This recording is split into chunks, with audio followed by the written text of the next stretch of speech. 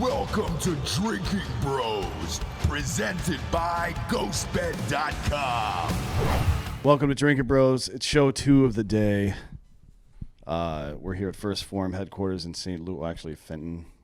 Technically, yeah, but you gotta say close. you just gotta say St. Louis. No one knows what that is. When you're in a greater area. Yeah. We've got my longtime friend.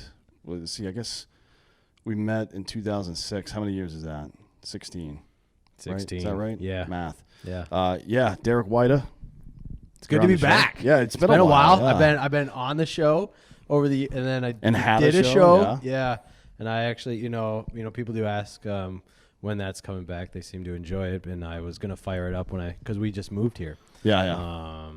Well, almost a little year ago now, but just the way my life is going with, It's hectic, man. Yeah, and just doing stuff. It's kind of like throwing myself all into things I want to do, and I love it. I miss it, but Well, you're getting ready for an open, right? Yeah. It's that time of year, springtime. Yeah. That whole process of the opens is kind of weird to me. It doesn't seem like any of it makes any real sense until. Well, that's CrossFit's fault. Like it has changed over the years a lot, but it just suffice it to say I gotta in 2 weeks. It's an online qualifier. It's a 3-week process. I have to take top 20 in the world to move on, and then in June I have to. What does that mean, online qualifying? So it's like the way the CrossFit Open works is it's one way to qualify to make it to the CrossFit Games. There's other ways to qualify now, like in-person sanctioned events, but the CrossFit Open, it just basically on Thursday, CrossFit announces a workout, and you have until Monday evening to do the workout and submit a score, and then where you are on the leaderboard is, so it's a online qualifier. I see. Is it are those workouts a predictor of the workouts that are going to be at the actual games, or is it completely different?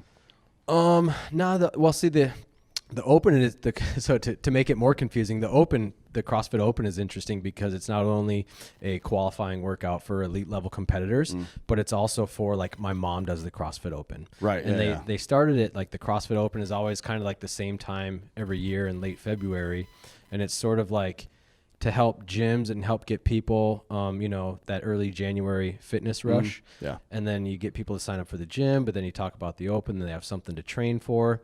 Having a goal always makes things a little bit easier. Right. So open workouts are very, it's a predictable classic CrossFit style. And then at the games, it's just like. Yeah, how do they decide that? Is there like a board or a panel or some shit that decides what all the workouts are going to be? Like they just fired Dave Castro, so Yeah, I don't know. so I don't know what CrossFit is anymore because everybody's gone, and there was and I don't even, it's weird, it's interesting, but anyway, last year was the first year that people like me, like adaptive athletes, had even a place to compete in like the real main CrossFit stage. So. So is there like a separate category for that now, or is it? Yeah, they're just competing with everybody else. No, so here's the heartbreaking part. Like last year was the first year where they had adaptive divisions, and this time last year I tore my bicep. Yeah, Yeah. There's something going around here. Like Andy's bicep was fucked up. I know. Yours last year. I brought the disease. Mike 3 Taylor. years ago. Well, 3 years ago was Mike, right? Cunahan fucked his arm up. Yep. Like 2 or 3 years ago. Yeah. Matt Best tore his last year. Fighting or riding a horse. I can't remember which injury he got. Yeah. Who knows? He's always falling off of something or doing something. Yeah. Yeah. So but no, they there's like 16 different adaptive divisions, but so I'm in the lower extremity division, but they don't.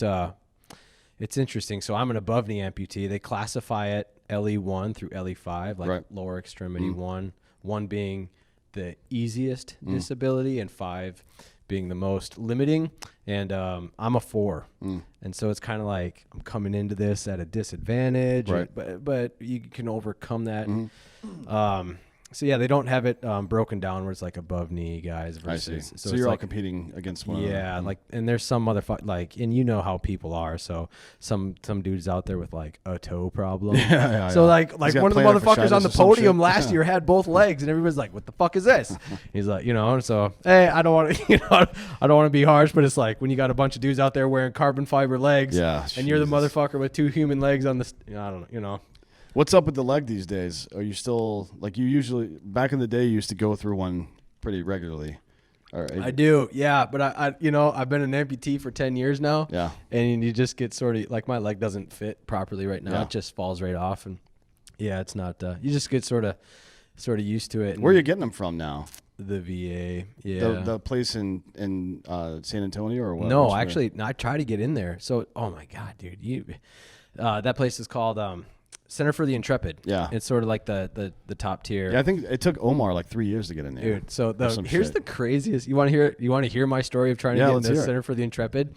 So oh man, first off, when I moved to Vegas, the VA there. It took me like 7 months to get into prosthetics. And then when I got in, the prosthetist said, I can't see you. I'm not taking new patients. And then he left. Yeah. And then so I went to a private clinic. Yeah. And then that motherfucker showed up there and had a non-compete with the VA. And it was this whole mess. Jesus Christ. And I was like, I just want to go for Center for the Intrepid. So I had to I have the VA insurance, but I had TRICARE because of the family. Yeah. So I had to go to the TRICARE side and get a primary care provider, like a referral or whatever. Yeah. And so I went to some rinky-dink 24-hour clinic, and they're like, "What are you here for?" I'm like, "Actually, for a referral to get into Center for the Intrepid," and they fucking wrote it, and it like made it up the chain, but then it got lost in the cloud on that end, so I never got into CFI. They're like, "Oh, we'll just wait and we'll give you a call." So right. If you're, and I'm just like, okay, sounds good. Yeah, I'll hear from you probably in like a week or so. Jesus Christ. Well, you were cruising around Vegas for like fucking like 15 months without like a properly working leg, just like a bus. Shit. Yeah. Mm-hmm. Yeah. So I've remedied that by I have like 3 X3s now, which is like the bottom expensive part. But it's like sockets don't fit. How is it that our group of people doesn't just know somebody who does this? How is that possible? Like, we need to get like somebody from Pastrana's crew that builds weird shit all the time. Yeah. Like what's his name? Aaron Wheels is building fucking wheelchair bullshit all the time, like for doing stunts and shit all the time. He's just doing it himself now. There's got to be somebody out there that knows this isn't fucking rocket surgery, man. Right. Goddamn. I don't. But like this one has like a microprocessor in the leg and stuff. But I guess it's not. I mean, like Derek Carver doesn't use a microprocessor. Like a lot of people don't. I don't know. I don't even know if it's worth. I'm just used to it. Well, he's got that post too now. Yeah, he's got a whole other he got thing the going on. osseointegration. Yeah. Mm-hmm. I mean, we give like a javelin rocket costs $85,000. Yeah.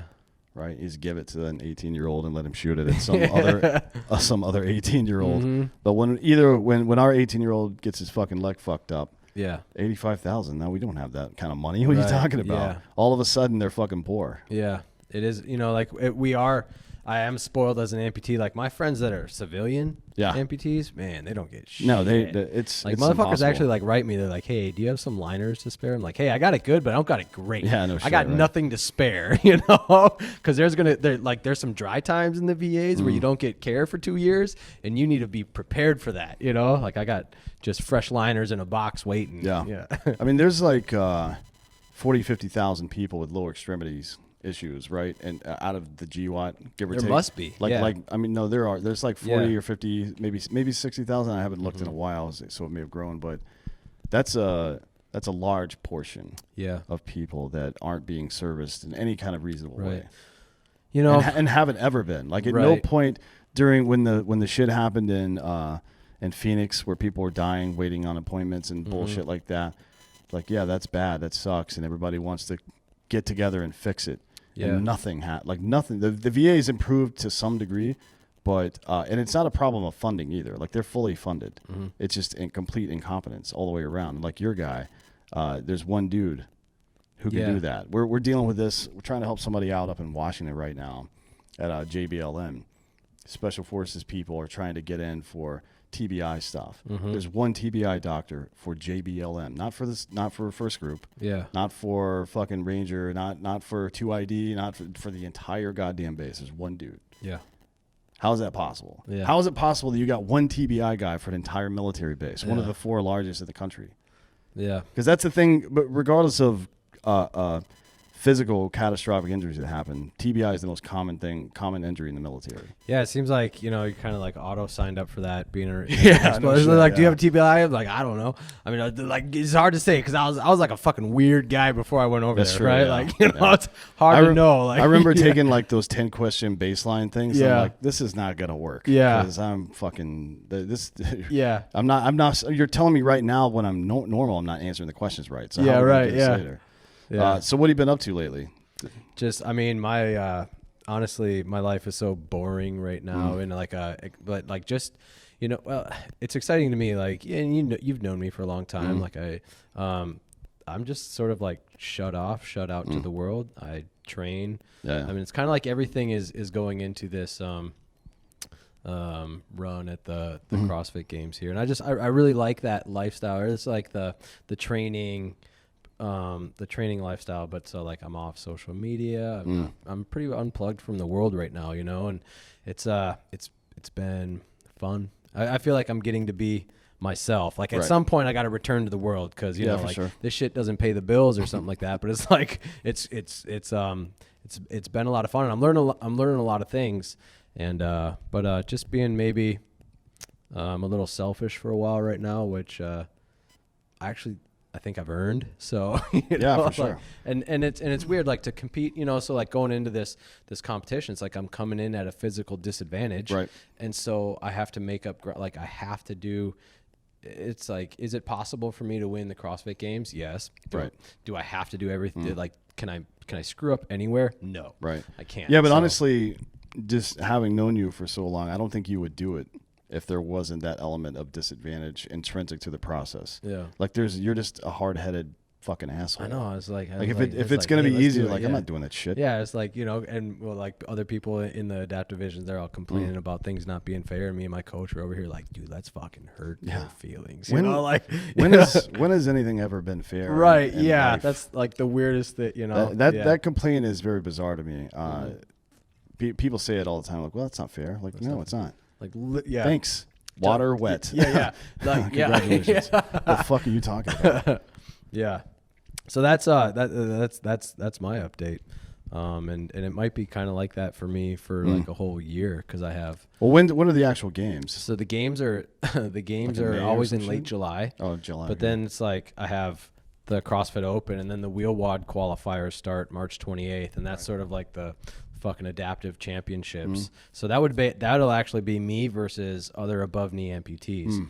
So they categorize it at that point. Yeah, which is cool. And I'll do that kind of just in train. Like I think I'll be able to be competitive there. Maybe, yeah. But right now, a Ukrainian is a champion. Actually last year in the lower adaptive division. So you brought up there's all these like lower extremity wounded veterans out there. Everybody who made it to the CrossFit Games last year with a lower extremity was not from the United States. Really? So, yeah. So how's that possible? I mean, because our guys can't get the gear they need to compete, or what do you think? No, it's not easy being an amputee. Correct. Just in general, and then doing fitness. I mean, like, okay, so like getting wounded is tough. Yep. Putting your life back together is tough. And then getting to a high competitive level is tough. So, and then it's also they have to be interested in it in the first place. Correct.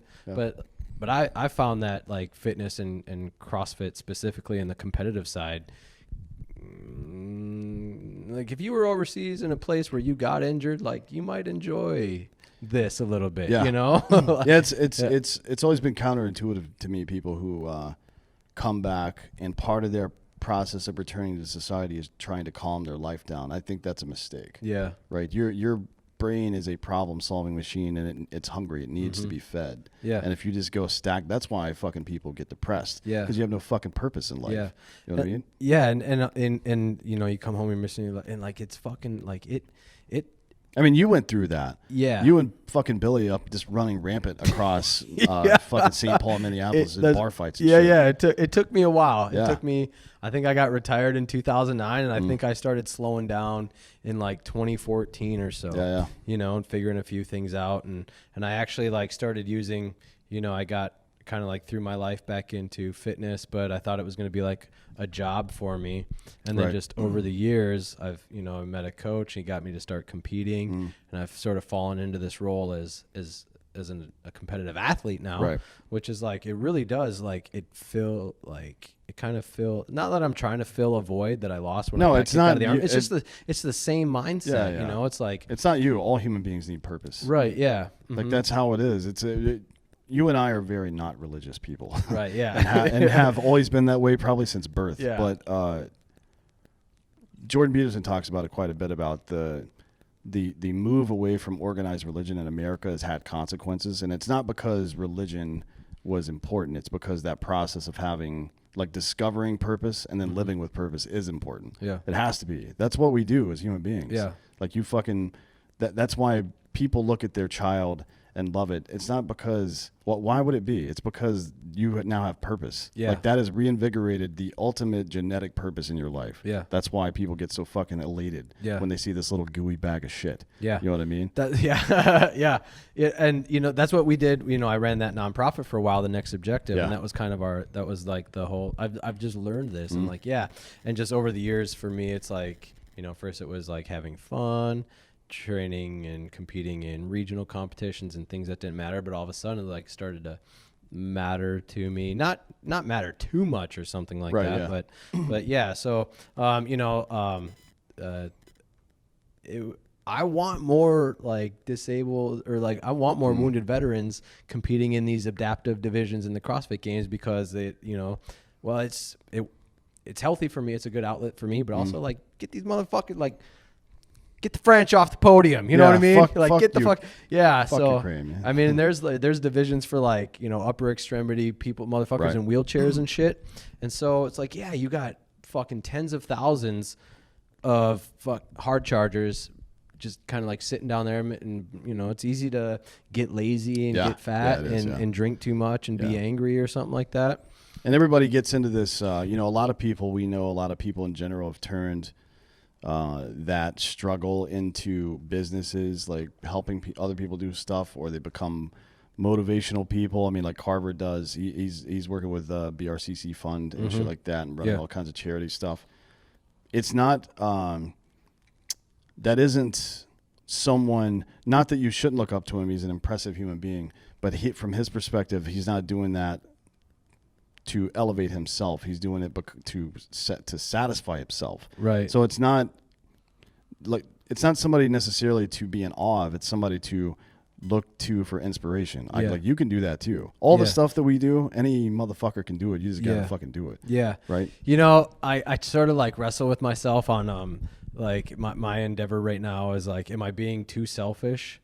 But it's like, but if I think about it in this way, it's like my in this pursuit in what I'm doing, it's like my existence sort of becomes a threat to a person's weak inner voice. Like something like that. Like I don't necessarily have to say, if you live it, it is kind of like fucking saying it, right? And it's just like, people will fucking see and listen, or they won't, So it's like, Well, I mean, I think it's a lot more effective when it's demonstrated and not said, right? Yeah. And that's why I'm kind of enjoying doing everything right, and sort of like being unplugged, and like meditation and nutrition, and I fucking stretch so much now you wouldn't even recognize me. I might as well just come in here and say I did find religion, but I do a lot of stretching now. Well, you're going to CrossFit Games. Try to stay healthy, but like, oh my dude, that took me so long to fucking let go of. When I'd get an injury, I would just up the ibuprofen and chew tobacco, and people and the healthy, the 24-year-old physical therapists around here, they're like, oh my gosh, how could you do that? I'm like, you don't fucking know me and my people. Yeah, right? We're different. We did, like, we're different. Don't judge us. You need us, motherfucker. Yeah, it's like, don't fucking tell me what to do, bitch. Yeah. Like, even whether it's good or not, I'm just gonna do the opposite no matter what you say. Like, hey, I'm here now, stretching. It's fucking like this shit. Yeah, better late than never on this one. Yeah. Stretching, yeah. I don't stretch. I stretch my brain a lot. That's about it. Yeah. But you've been doing a lot of cool stuff for a long time. You know what I mean? Like, it's a lifestyle for you at this point. This isn't something that it's not something that you do. It's who you are as a human being. Yeah, You know what I'm I mean? starting to recognize that more, and like as I plan my because again, if you can be a professional adaptive athlete, you better have a fucking job. Because I think first place at the games last year took $5,000, and these motherfuckers came from a dude came from Norway, and he's like, this doesn't even buy my plane ticket home. But like you're right, like this is me, and like so thinking about business things moving forward, it's kind of like, how do I get to be me and do what I do, but also have the impact I want on other people, and it's and how do I provide for my family, right? And so it's like maybe stepping away from certain roles and filling them with other people who are right for the job. And I mean, but that's part of that's your personal journey, but that's also part of running a startup, like whether it was with Black Rifle or now with Drinkin Bros. It's weird. We all like worked our way up to the level of our own incompetence, and then we're like, we need to hire somebody because we're fucking stupid. You know what's? Hey, here's a weird. I have an assistant who just helps me with everything training. And like you see the gym here, this motherfucker has got to be spotless. And I get real chalky and loud and sweaty and stuff. And so you gotta, everything is dress in there, and you gotta mop and set up and break down. When going for this. My training is so demanding and difficult now, and like I've been relying on this one leg for 10 years. Yeah, it's like I need help. And it's a weird thing to say. Yeah, and people are like, "Why do you need help?" And I'm like, "Hey, nobody really thinks of me as this way. I'm disabled. I don't know if you fucking nobody kind of says that about me. But so I have an assistant, and his job is just to help me with anything. Where it's like all I want to do is what will. Your core competency. That's what. Right. And but it's weird to ask him for favors. It is like, weird. Hey man, can you go grab this for me? Or hey, can you do this? Because I'm used to.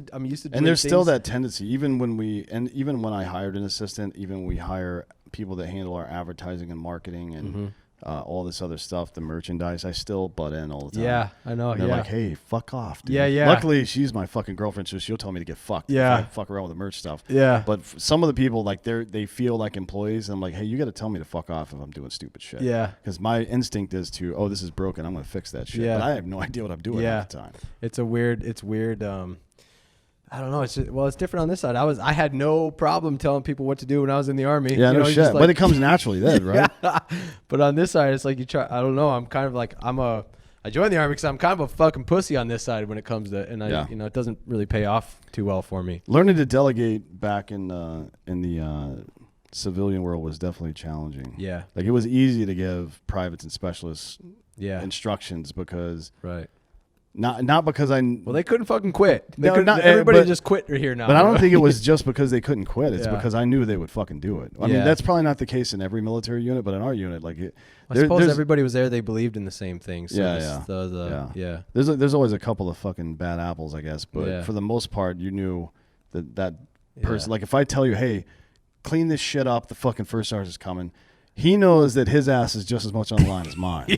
Right? Like some shit's going to happen if that doesn't get done. That's not the case out in the real world. People are just like, fuck you. I'll quit. I don't care. Yeah. I'll go get my stimulus check and my free Biden crack pipe. Yeah. Have you registered for your Biden crack pipe? Dude, hold on. So like I haven't read the news in a month. I haven't been on social. I learned I can use Instagram from my laptop. So like once a week, I'll like just throw a little post up to show face. I'm not even sure why. Like I'm gonna make that leap where I hire somebody to. Yeah. It's like, hey, I'll do the thing that, people like to see on the internet, but you fucking put it there. Talk about it. I'm done talking about me. It's been 7 years. Yeah. And I say the same shit I said in 2015. But. You get new people, so you got to keep saying it and shit, But so no, I'm out of touch. But feel me, like, but I see the TVs here. Like, what is it? What is the deal with this crack? Well, you've seen cities where they'll do like free needle exchanges and stuff like that, and then in San Francisco they've got a couple of safe zones where you can like open air drug markets where you can just do drugs without any risk of police reprisal or anything like that. Yeah. So the Biden administration dovetailed about $33 million out for those kind of programs. They call them harm reduction. That's the phrase they use for it. But one of them is smoking devices. Yeah. So like meth and crack pipes are gonna. And how does this help people that aren't doing the drugs? Oh, it doesn't. Yeah. Yeah. So we're just like trying to do a good thing for a fucking drug addict. Dude. Like, when are these motherfuckers gonna learn, like, can't help someone that doesn't want to help? If somebody wants to help themselves and turn their shit around, they're gonna do it. Yeah. And it's not, yeah. and like, just I like, mean, they may come ask for help, but they're not gonna fucking. Right. Well, like, I had, when I was going through my shit, and I was running wild, like, a lot of people were trying to help me, and I was in treatment programs and stuff, and nothing stuck because I was like, no, I'm gonna fucking ruin my life. Leave me alone. You know, like, don't you tell me to fucking care about myself. No, that's Andy and I were talking about that earlier. It's with all the we'll get into this in a minute, but all the stupid GWAT shit. And now the Russia-Ukraine situation, which you probably don't even care about. I don't either, by the way. It's not that I don't care. It's just I'm choosing to fucking stay unplugged from things. And and I've never been vocal on the internet. That's not my thing. Yeah. You know, my thing is, just like health and fitness and stuff. Yeah, but it's, I do try to stay informed, but I'm not informed on that one. Right. Well, I mean, either way, we don't do a good job of minding our business. Yeah. And we also there's some arrogance in America that we think we can export freedom to people. Like, no, you have to fucking earn that shit. Right. You know what I mean? Like, it's a good impulse to be like, hey, we've got liberty. This is dope. These people are being oppressed. We need to go stop that. But that is not how that works. Right. You know what I mean? It just doesn't work that way. It's like and the point I made is like a drug addict. Yeah. Like, you can't un-drug addict a drug addict. Right. That doesn't work. You can't fucking give somebody freedom. They have to fucking take that shit. Yeah. Usually by force, right? It just doesn't work that way. And when we were in Iraq and we given all them school supplies and stuff, it's like we dropped off those generators, but then we go back to see, like, hey, how you guys doing? They're fucking pissed off at us because we didn't provide the fuel. Yeah. I was like, yeah. You know, or we give them medicine and the fucking people sell the medicine. Like, what the fuck, bro? Yeah. Like, your kid's leg's gonna fall humans, off. That's the problem with humans is they're humans, man. And like, do you try to help or what do you fucking do? I don't know. It's all an experiment, but some people get it real wrong. Yeah. So, have you tried any like NAD or any of that shit? What's that? I guess not. Let me see if I can find a good definition. There we go. So it is. Fuck, looking for it here. Oh man, I'm not gonna be able to say any of these words. It's so NAD is a chemical compound that pauses and oftentimes can reverse the aging process. Oh really? Yes. No, I don't. Yeah. You know that I'm a science dude. I don't. This is actually pretty legit. Yeah. No, I know shit like that is out there in the world, and we're gonna be like, it's gonna be like a sci-fi movie around. Yeah, it's coming soon, like, actually. Yeah. So fucking Dakota Meyer he's got an IV company in Austin now, and they're doing it. Really? Yeah, it's like you do 5 treatments in 10 days, basically, and it will make you feel 10 years younger. Will it make you feel that way, or it'll make is that a real physiological thing? Like real changes are taking place. So what are we doing, man? Fucking golly. Micro tears in tendons and ligaments start to heal themselves. Yeah. All the fucking shin splint stuff, like the fractures in your shins and stuff like that from the tendon pulling on it, that stuff starts to repair itself. There's a lot of cool shit that goes on. Yeah. It's pretty interesting. Like, it's still relatively new. I'm sure we're not doing it to its full effect. I mean, honestly, something like that operates at the cellular level, you probably need to add some form of light radiation to it to make it work completely well. Like that little Star Trek. Yeah. But that probably is what it is. I was, in the early days, I was like maybe like a little bit desperate to make a quick comeback. Right. And I looked into like, what is that shit where they like PRP? Yeah. And then stem cells and things like that. But like the fucking verdict wasn't super out. Right. About, and it was super expensive back then too. Yeah. I mean, it's still pretty like a good stem cell treatment is like 35, 40 grand still. Yeah. Like, and people are like, hey, if you got the money, why not try? I'm like, well, because I got the money doesn't mean I'm gonna fucking spend the money. But like I got a poor person's mentality, and also that's growing up in St. Paul. That's what that is. Yeah. And then also like what Well, CrossFit is a drug-tested sport.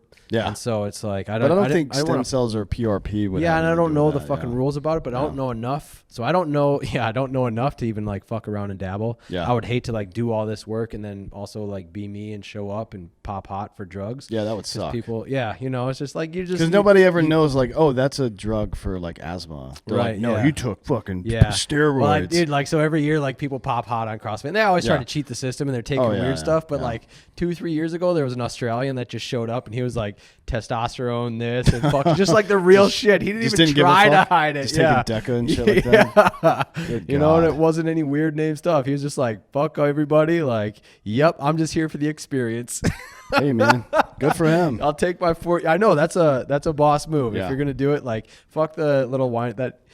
I mean, CrossFit's a drug tested sport, but like, let's be fucking real, man. You know, like it's a lot of money at stake, and they're professional athletes and fucking insecure people. I don't understand I don't get that mindset of like chemical purity when it comes to athletics in general, not just working out, but like baseball. People care about people doing steroids. That was the most exciting time in the history of baseball. Yeah, it was the best possible product you can put on the field. Now, if there are negative physical impacts on the players, that's one thing. But taking HGH and a reasonable amount of testosterone will make you better for the rest of your life. Yeah, like it's not going to fuck you up. So before CrossFit announced that they were like going to have adaptive divisions in the games, I thought I was just done. Like I'd accomplished what I could, and I felt I was ready to move on. And so I was like talking to my doctor at the VA of all places about legitimate prescribed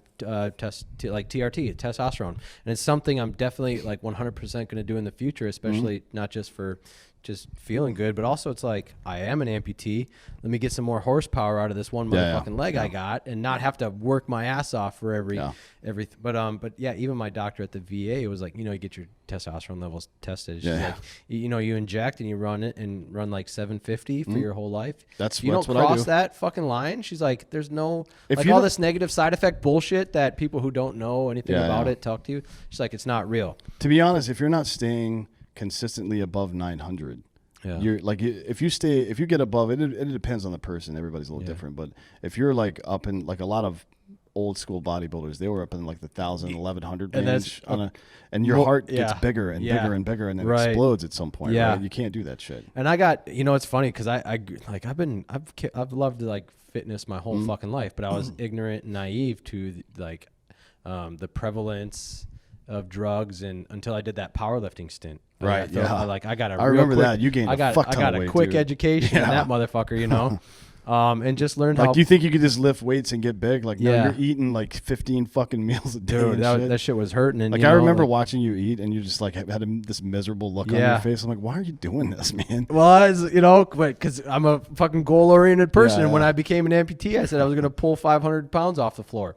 Well, I didn't know how unrealistic that was at the time, and I actually remember when you figured out. I think it was like 2014 or 15.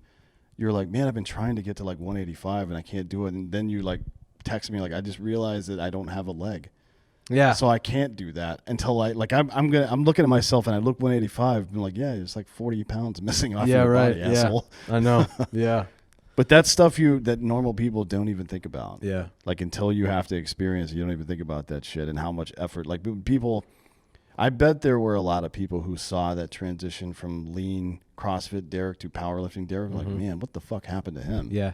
But so in reality, here's the funny thing that people don't understand. It's like, so I was lean Derek, and everybody thought I was using drugs. Yeah. And then I used some drugs and gained weight. Yeah. And everybody thought I got off drugs. And that's why I gained weight. And now I look good again, and everybody thinks I'm on drugs. That's how much fucking people know about this fitness shit, like, that's really just rooted in quite a bit of ignorance. Yeah. Like there's a puffiness to certain types of steroids that happen that you can see pretty much immediately. Like Conor McGregor right now is on some shit. Right. He's not pumping up like that normally. Yeah. No, I just fucked with Tess for a while because I was too the side effects of some of the other drugs. I didn't ever want to fuck with and with my history, I didn't want to fuck with anything that'll fuck with my sleep. Yeah, and people are like, well, it could maybe possibly keep you awake. I'm like, I have taught myself that's not a good me. Were you talking about like tren and shit like that? No, yeah, I didn't take that, but that's what I've heard. Yeah, it'll fuck with your sleep. I've heard that. I've never personally used it, but I've heard that. Yeah, I told the guys like, look, I don't want anything that can like possibly fuck with my sleep or my boners. And they're like, you're kind of fucked. And I'm like, well, then we'll just like fucking, I'll just eat more ramen, you know? Like, yeah. But there's like we've got me and some buddies, one who's a neurosurgeon, are starting this company. Hopefully it'll be done by April. We're just working on the tech part of it. It's a pain in the ass, but it's like men's health. It's functional health for a normal human male. So the data on this is pretty... Like a new normal or like that old normal shit that we're talking about? Like. Well, it's like the data on this is really alarming. A 25 to 44-year-old male in America right now has 40% less testosterone than their counterpart in 1995. And so what is that number? Like what's the So the average like number went from like in the mid fives down to the fucking like high threes for the average man. Yeah. Now, dudes that were in the infantry, I guarantee you, if you're out there listening to this and you were in the infantry, you've never had your testosterone checked. If you were in the infantry or any really combat arms, anytime you were around explosions, or if you were airborne and bumped your head a couple times, that hurts too. I would bet you money that your testosterone level is somewhere between like 180 and 280. Yeah. I would bet money because I've seen hundreds and hundreds of these cases by now. And that, by the way, is not good. Yeah. I mean, the lower threshold, the problem with going through the VA, the lower end of their threshold is like 360, I think. Yeah. And but they don't go by age. Like 360 is normal for a fucking 80-year-old. Mm-hmm. Motherfucker, you're not 80. Yeah. So I got tested. Like I couldn't get testosterone through the VA, and then so I didn't pursue it outside either, because my natural testosterone was too high. But it was like you know, you do the 30-day test. You test once, then you test again in 30 days. And I was like 480, and then I was like 560, and they're like, "That's good." I'm like, "Yeah, that's good. It's not great. That's not where I want to be, right?" That's good for like a 50-year-old person. Yeah, I thought you were half that age at the time, right? And I could have swore that my testosterone would have been lower with kind of like my history, which is like mental health things. But I cheat the system because it's like if you fucking exercise and sleep and eat right and stuff. The sleep is a big part of it that people don't talk about too. Yeah, but I cheat the system, but I do this as a vocation. Yeah, not everybody wants to do fitness and health as a vocation. So it's like that low testosterone goes. Man, and like say my shit is 550. They're like, that's good. I'm like, you know what's better? 750. She fucking said I'd feel great there. Yeah. Like, you know, why are you telling me no? Yeah. Yeah, and it changes, or I'm sorry, there's a range. Somewhere between most males are gonna feel their best somewhere between 700 and 800. Yeah. And what we are encouraging people to do, and what I encourage people to do the 30-day offset test stuff. Mm-hmm. Try some of the natural stuff, like overdosing yourself on vitamin D, for example, will give you a bump. But what we found is it doesn't last as long, right? So you could take go about a week taking 10,000 fucking milligrams of vitamin D a day, and your testosterone will bump up about 20%. Really? Yeah. Interesting. But it doesn't persist. Yeah. Like you have to do that forever, and you can't because you're fucking... The organs inside of your body that process those things are going to kill themselves if you do that, right? So it was a good 20 days. Yeah. So you have to find smart ways to supplement, and that's what it is for me, because I went through all this. I went through that whole VA shit where they're telling me that I don't qualify for stuff. I'm like, man, I feel like shit. Yeah. I'm tired. I can't fucking sleep. Yeah. Blah blah blah. It's a weird thing because they're like, well, here's some Wellbutrin. Like it'll fucking like. They'll give you an SSRI. I was like, hope you don't like boners, dude, because you fucking like, or if you like boners, but fucking sorry if you can't come ever. Yeah. Like, you know. Yeah, it's weird. They'll give you SSRIs, but not like shit that's already inside your body naturally. Mm-hmm. Yeah. You know, like DMT, for example. Right, yeah. If the VA starts prescribing DMT, I'm in. I'm pro VA again, but that's not going to happen. Yeah. So you got a bunch of, or you had a bunch of business shit going on, the app and all the workout stuff, or is that still going on? Or you're kind of taking a step back from that? Everything's still in. Or actually, like in the last year, I've thrown like First Form has their app now, and I started using, or like.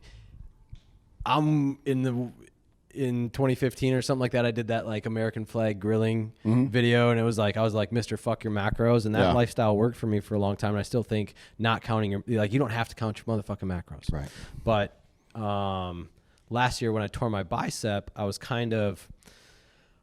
knew how to eat for an active person, but I wasn't active. Right. And I was kind of like, I felt awful and gross, and I had just moved here, and First Form came out with the app to, help people with training programs and use macro counting to give real fucking guidance and advice, right. and like have people see what they're doing. With modern tech, you can kind of figure out the range of calories you're burning. Yeah. Right. And if you're super active, your fucking carbs got to come up. Yeah. If you're not, they got to go down. Fat's got to come up. Yeah. Right? And I've learned so much over the last year using the app for myself. And then now I invite people in and I have my own team. But do you know my sister works here? Yeah, I saw her this morning, but I don't think she knows who I am. She does. She probably just didn't recognize. Maybe not. Well, we didn't speak or anything. I just saw her. She was with a group of like 40 fucking people that were working out or something, and they were just walking by. But I'm like, oh, that's Katie. Yeah. So she works with all the people on a day-to-day basis and adjusts some macros and stuff like that. So I got that,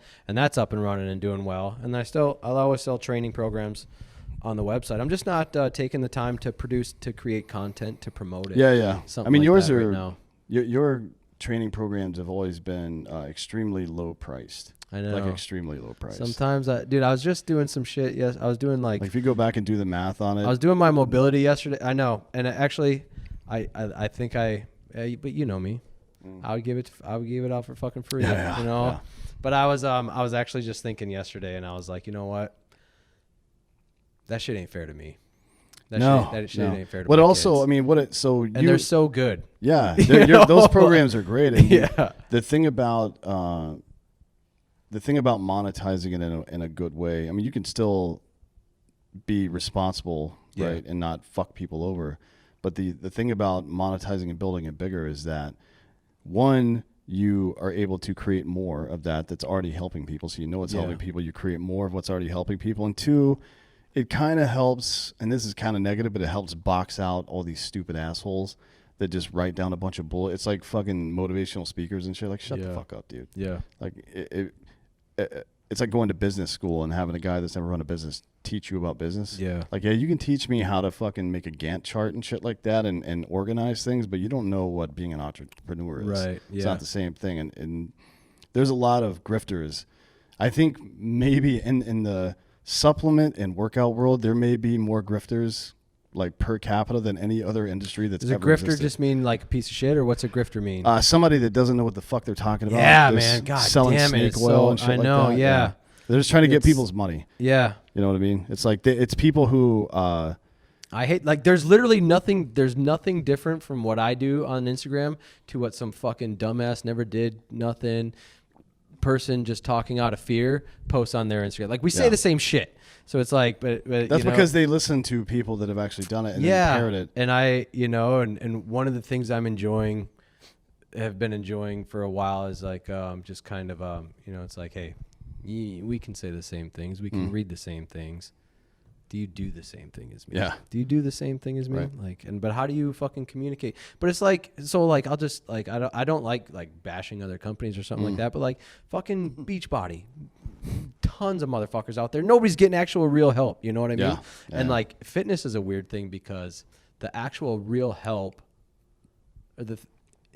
people are just turned off by it. It's a fucking hard sell. If I like my integrity, cost me a lot of money. You know what I mean? Like, yeah, it does work that way. Yeah, because and with fitness, you're kind of playing with people's feelings and emotions there and stuff. And I agree with you. It's a weird sphere to be in. It is, yeah. But I mean,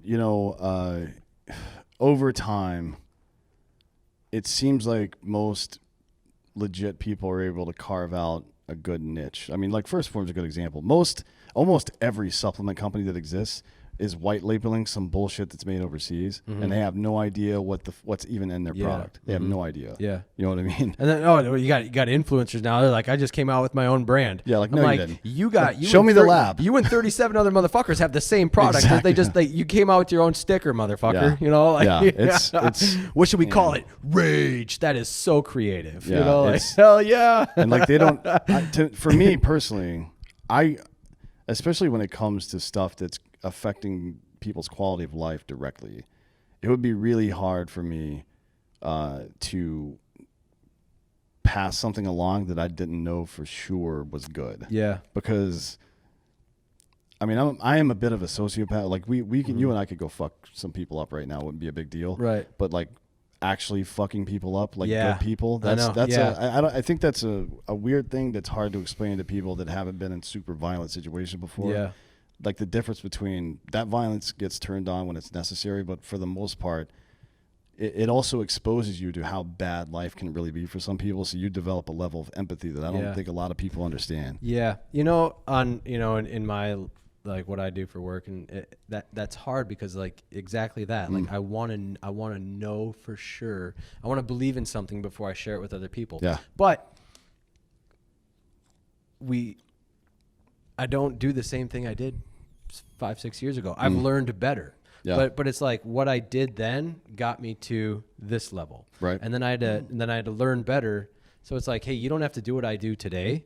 You have to do what I did 7 years ago. Right. Yeah. Well, that's the infantry, right? You're constantly improving your fucking whatever. For a while, I kind of like hated, or for a while, I had like lost my confidence to talk about fitness because people were like, "Well, you said this 4 years ago." I'm like, "Yeah, I did.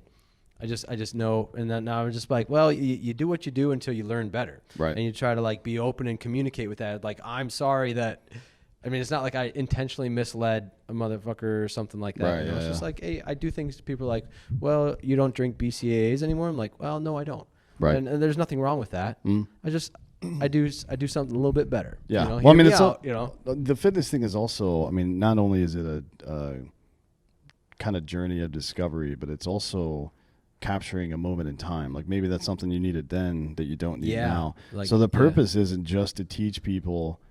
It's not to teach them just what to do to be fit. It's to teach them how to be fit. And that may seem like a banal distinction, but the distinction is you have to be able to individually, because fitness and health and nutrition is so individualistic. You have to be able to fucking absorb all the information and make a decision for yourself. Yeah. And if you can't do that, you're never going to get to the peak. It's just not going to happen, man. Dude, people have been giving me a hard time for years because, like, I don't know, maybe it's been like probably like 5 or 6 years since I've regularly eaten any fruits and vegetables, right? At all. I don't eat that. Right, shit. you know, and I mean, I eat them sometimes because I like the taste and shit. Yeah. But if I'm like trying to feed myself, I eat fucking meat. Yeah, and like I've just started reintroducing, but up until then, I ate a ton of fruits and vegetables. But what I also did was binge eat.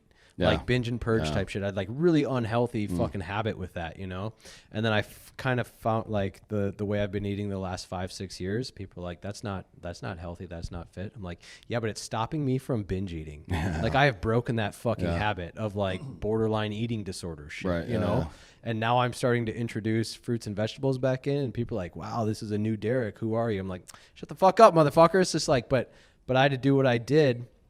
And now I sort of have like the patience and the discipline and the confidence to know, okay, I can do better here and not fall into this old cycle. It's resilience, right? That's what you learn. You learn there's one of my favorite books is called The Coddling of the American Mind. It's Jonathan Haidt and Greg Lukianoff, and it's about raising children. And it's anti-safetyism. So this proclivity a lot of people have, and a lot of society, especially in the education field, has to protect kids from things is complete nonsense, right? Yeah. So one of the more salient points they make, one of the phrases they use is prepare your kids for the road. Don't prepare the road for your kids. Yeah. You know what I mean? And that is a lesson that persists through it. Because you and I trained children. Like, they were 18 years old, but they're children with guns. Yeah. I tell her this shit all the time when we're dealing with a kid with some bullshit. Like, I know some of this seems weird and harsh, but I did this to 18-year-olds and 19-year-olds before. I understand how their fucking brains work. Yeah. Like, they're all over the place. You have to fucking try a bunch of different shit, and you have to meet them where they fucking see stuff. But the most important thing is you have to give people a sense of ownership.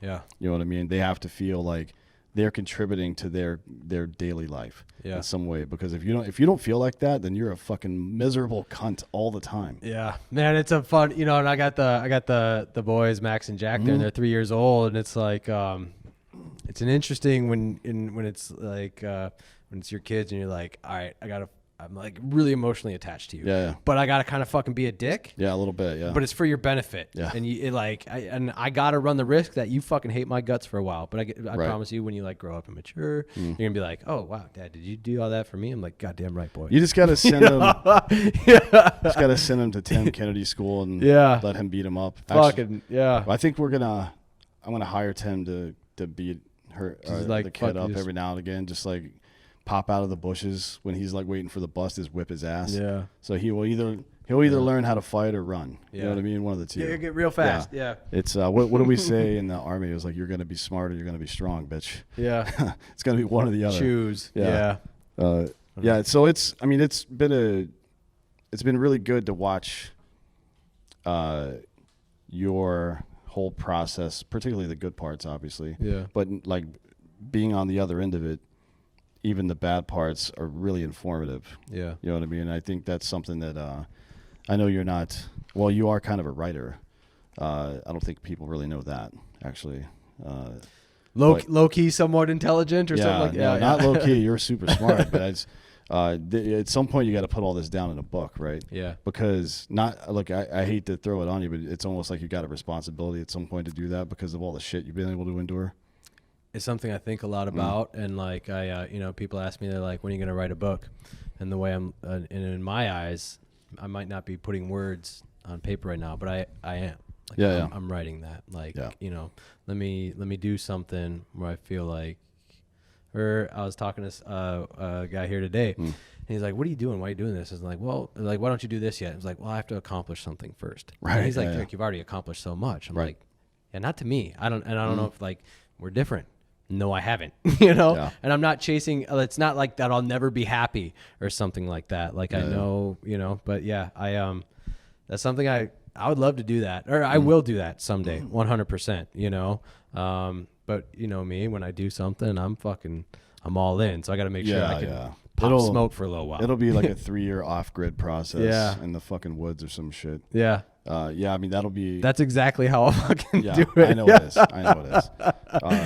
It'll be. You'll be like, be good, where's though. Derek? Like, I haven't worked out in fucking 19 months. Yeah. But I wrote a book. Yeah. I was like, God damn it, why do you got to be this way? I'm like, I don't know. Well, it gets shit done. I mean, if it's dumb and it works, is it really dumb? Yeah. Mm-hmm. The answer to that is no. Yeah. So what do you got? What do you got coming up other than the game or the games and stuff? Are you just focusing on that, or? Yeah, like this year. Last year was my year of recovery, and this year I 3 competitions would be I'd like to do the CrossFit Games, the Wheel Wad Games, and then Wadapalooza. Wadapalooza is a cool. I don't think I've heard of that. So it's a big CrossFit event in Miami, but it's like very Miami. It's like neon retro, and they do a good show, and it's fucking. I just want to go and get that.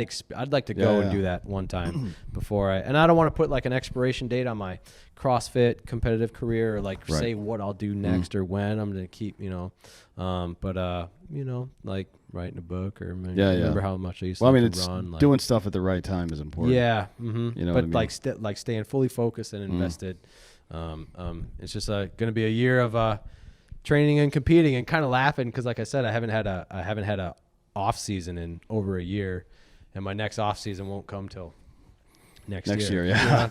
We're gonna make it, Dad. Are you training with anybody else that's going to the games, or are you just training with your trainer?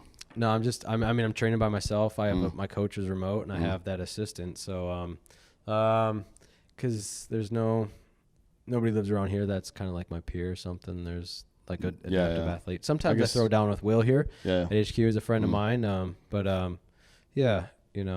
Is there like a hotbed of adaptive athletes somewhere, like Vegas or San Antonio, Austin, or something like that? Where are they spread out everywhere? Just spread out. I don't think, and there's really that's not weird though, isn't it? Because usually when you have a community like that, people tend to migrate. Like if there is a community, I don't know about it. Well, you would. I'm pretty sure. Yeah. Right. Yeah. That's weird because it seems like every other group. Like think about all the people over the last 2 or 3 years that have moved to the San Antonio, Austin area because of Black Rifle. You know what I mean? Like a bunch of fucking people have moved down there. Yeah. And including we moved Drinkin Bros back there just to be closer. Yeah. To Austin. So that tends to happen. It's surprising to me that something like that. Yeah, but like adaptive sports are also like What do people watch? The Olympics or the Special Olympics? I don't think anybody watches the Olympics anymore, to be honest. I certainly haven't watched any of this latest one. Right.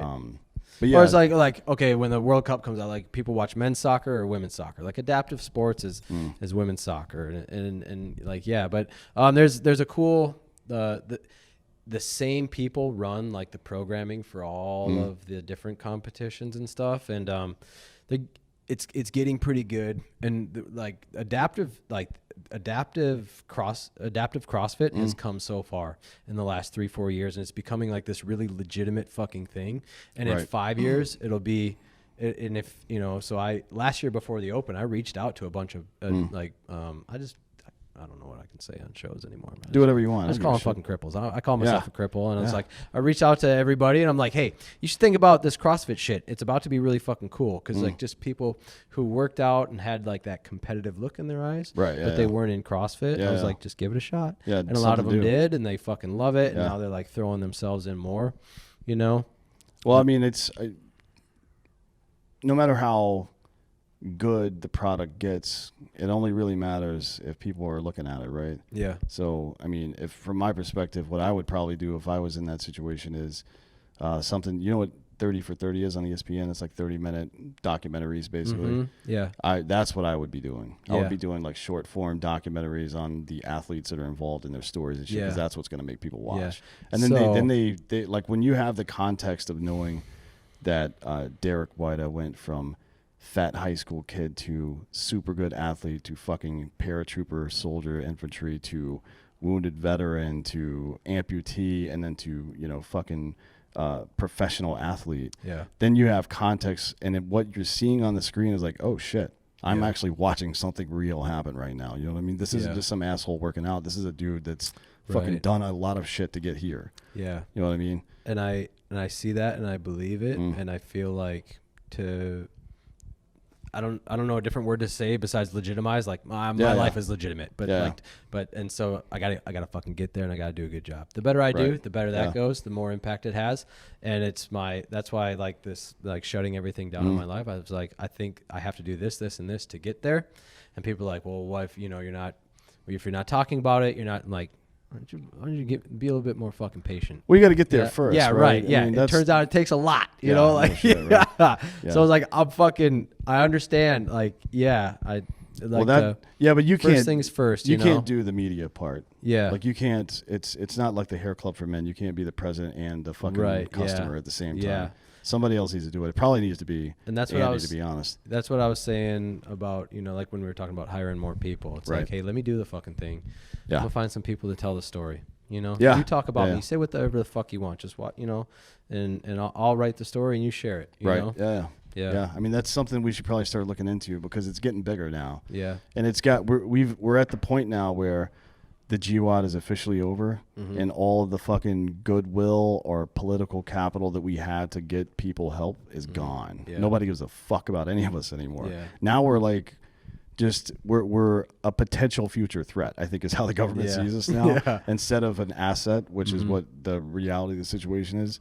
So it seems like now is a good time to start angling back on some of this, and that's one of the things that Derek Carver's doing over BRCC Fund. They're doing a lot of great work over there. And I talked to him about what he's doing, and maybe getting on and supporting that in some way. Well, Black Rebel's got a really good media team, as you know. I mean, we've been doing that shit for a long time. Yep. So that's. I just told him, I said, hey, I can't travel anywhere for X amount. I was like, I made a promise to myself that I wouldn't travel, as of December.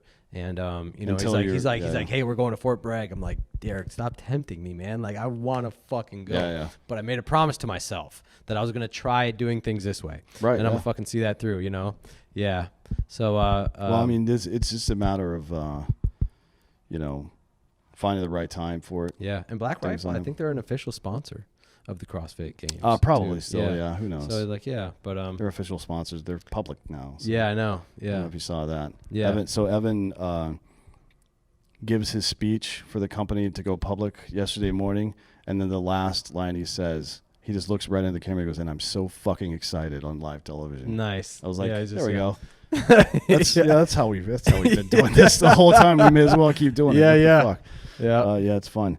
We should look into some of that stuff media-wise. Maybe we can help you out with it too. Yeah. It's you can't tell your own story. Right. It's impossible. Yeah. It's like impossible to do that shit because you don't have like stuff that seems like mundane parts of your life are actually extraordinary to people that don't. That's what I told my assistant today. I was like, man, that was crazy because this guy, and he's a PhD, he's a really smart guy, and he was the one who told me, he was like, what do you mean you're trying to accomplish something? Like, you have accomplished something. And then I told my assistant, Matt, I was like, dude, isn't it weird how me and you know me and we talk about what we talk about? Yeah. It's always like, we got to do better here, here, and here.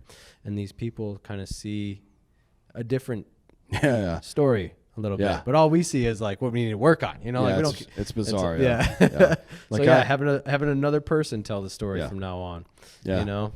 Well, I mean, maybe that's your next hire is some dick with a fucking GoPro to follow you around and annoy the shit out of you, but in the end it helps, I guess. I was just talking. I was just talking about that here. So that would be, you know, because I don't like shutting in because I know I have no impact. Yeah. Right now. Yeah.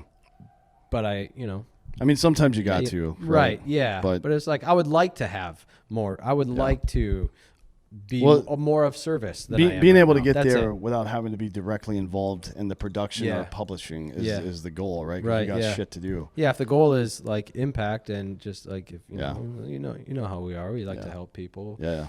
And that's what it's about. So it's fucking come a long way since we met, huh? Yeah. Like a little different. We're gonna go a little the same, quite a bit farther, I'm sure. Yeah. Now is the point of the show where we get to the Drinkin' Bro of the Week. You know the story, somebody that's inspired you on the come up, somebody that's helped you professionally or personally. Who is it? Just anybody in the world? Anybody in the world, living or dead. Or fictional characters, if it's like the gay Superman that came out last summer. Man, who am I? Have you guys had Matt Fraser on the show? Yeah. You know, like in a weird way, like I'm really I love what he did in CrossFit, and I love his mentality going into it. And it's not that I'm like on this. I like him. He might be. I'm not trying to mirror this motherfucker. I don't want to be Matt Fraser. I don't think anybody can mirror that dude. But like he's a. Hey, give me my leg back. I'm a fucking. I would throw it out. I don't mean that part. I just mean that dude is a fucking robot. Yeah. Well, he's one of the most disciplined human beings I've ever met in my goddamn life. Which is dope. Like we're in the middle of a conversation or doing something, the bell goes off. I gotta eat. Hang on. Eats. All right. Now what were we doing? I'm like, what the fuck just happened? Yeah. Really? He's like, hey that's man, greatness. That's I how have you to do achieve X, Y, Z to get where I'm going. Yeah. And so that's what. Yeah. That would be my Fraser. He's a good one. Which is like a cliche one because he was so great. Yeah, but not for that reason though, right? It's not about him being great. It's why he was great. Yeah, that's the what details people and the mentality, the look on his face. Now he carried himself. It's like, hey Derek, make sure you handle yourself well. Yeah, when you get act there. like you've been there. Yeah. Like be as gracious. Yeah, because you know me, I could get a little wild sometimes if I'm like nervous in a crowd. Crushing beer cans on your head. Yeah. Not that there's anything wrong with crushing beer cans on your head.